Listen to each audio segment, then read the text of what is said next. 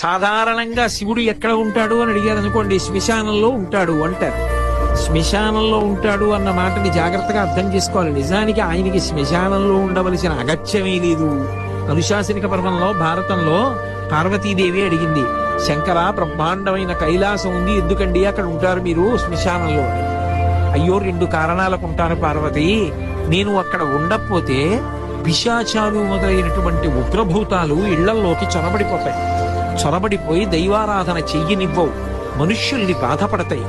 ఆ బాధ పెట్టకుండా మనుష్యుల్ని ప్రశాంతంగా బతకనివ్వడం కోసమని నేను శ్మశానంలో ఉండి తాండవం చేస్తూ ఉంటాను.